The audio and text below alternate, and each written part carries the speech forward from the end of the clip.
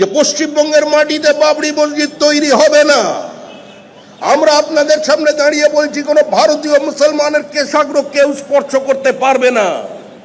এই মাটিকে যে মাদারে বতন মনে করে, এই দেশের দুঃখে যে দুঃখ পায়, আনন্দে যে বাজি ফাটায়, আজকে সেই মুসলমানের সঙ্গে বিজেপির কোথাও কোনো বিরোধ নেই। আমরা চাই একটা সম্প্রদায়কে দীর্ঘদিন সমাজ বিরোধী স্তরে নামিয়ে নিয়ে আসা হচ্ছে। আমরা চাই রাজ্যের মুসলমানরা সৈয়দ মুস্তফা আলীর কথা ভাবুক, সৈয়দ মুস্তফা সিরাজের কথা ভাবুক, এস ওয়াজেদ আলীর কথা ভাবুক।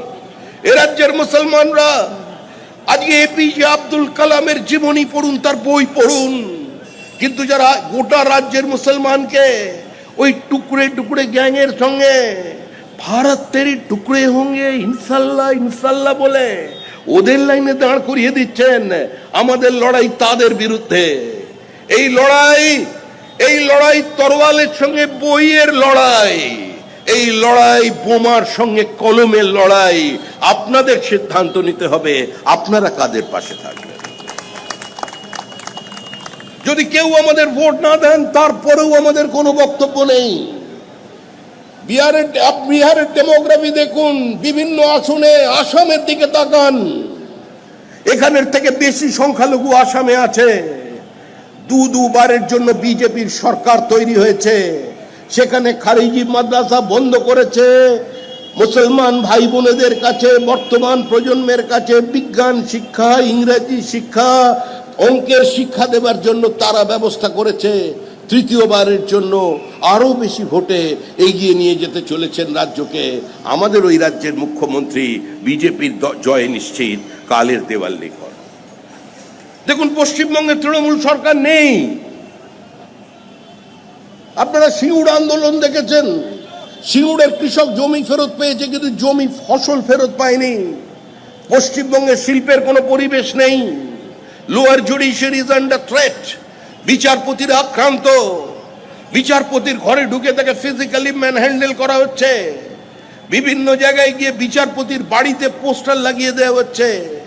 রাজ্যের যিনি, আমাদের বিধানসভার যিনি স্পিকার আছেন, শ্রদ্ধেয় বিশিষ্ট আইনজীবী, যিনি আধুনিক কালে ধৃতরাষ্ট্র, যিনি মৃত্যু মিছলে মুকুল রায়কে দেখে চিনতে পারেননি, উত্তরাধিকারের সঙ্গে হাঁটা দেখেও বুঝতে পারেননি যে এই মুকুল রায় ও বিজেপির মুকুল নয়, ওই মুকুল কুসুমিত হয়ে অন্য জায়গায় পৌঁছে গিয়েছিল, এটা উনি মেনে নিতে পারেননি।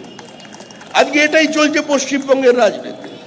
কলকাতা বিশ্ববিদ্যালয়ের উপাচার্য বলছেন আচার্যকে, রাজ্য সরকার চায় না আমি আপনার সঙ্গে দেখা করি, তাই আপনি এখানকার ওয়েলকাম গেস্ট নন। সামনে আপনার ধর্মতলা চেহারা দেখুন।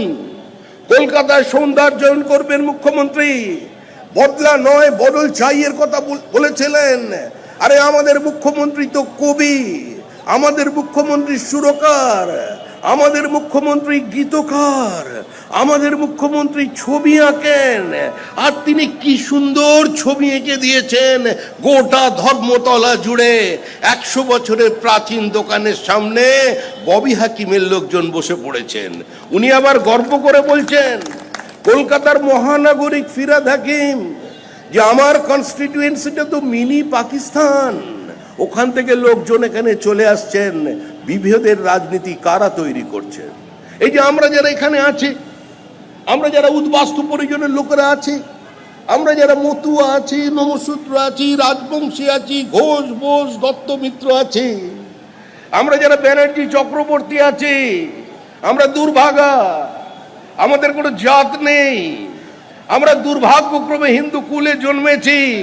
উনি আমাদের জন্য কত চোখের জল ফেলছেন, আমাদের কষ্টের কথা ববি হাকিম বুঝতে পেরেছেন। উনি বলেছেন গিয়ে যে আপনি তোমাদের মুসলমান ভাই, তোমাদের দায়িত্ব দিলাম, অন্তত একজনকে তোমরা আমার কাছে নিয়ে চলে এসো, মানে আমাদের দিকে কাটাকুটি করে নিয়ে চলে এসো। এটা হচ্ছে সরাসরি দাওয়াতে ইসলামের বক্তব্য। পশ্চিমবঙ্গের মাটিতে কোনোদিন হিন্দিবাজি বাংলাবাজি শুনিনি। আমরা জানতাম পশ্চিমবঙ্গের মাটিতে যারা জন্মগ্রহণ করেছেন তারা প্রত্যেকেই বাঙালি। যিনি বাংলায় কথা বলেন, শুধু সে বাঙালি নয়, যে বাংলা কথা বলার চেষ্টা করে সেও বাঙালি। যে বাংলার সঙ্গে হিন্দি মিশিয়ে বাংলাকে উপস্থাপিত করে সেই বাঙালি, যে বাংলার মাটিতে সমৃদ্ধির সৃষ্টি করেছে সে বাঙালি, যে বাংলার মাটিতে বিনিয়োগ করেছে, কর্মসংস্থান দিয়েছে, অর্থনৈতিক শ্রীবৃদ্ধি ঘটিয়েছে সেই বাঙালি। কিন্তু একটা বার্তা দিয়েছিল, বার্তা সিপিআইএম আদিত্য বিড়লাকে এই কলকাতা শহরের মধ্যে তার জামা কাপড় খুলে নিয়ে তাকে পাঠিয়ে দিয়েছিল দূরে। সিপিএম এখান থেকে শিল্প তাড়িয়েছে, আর পশ্চিমবঙ্গের যিনি তৃণমূল কংগ্রেস ক্ষমতায় এসে শিল্পের সঙ্গে শিল্প সম্ভাবনাকে, শিল্পীকেও এ রাজ্যের বাইরে বার করে দিয়েছে। আমাদের রাজ্যে কি শিল্প চলেছে?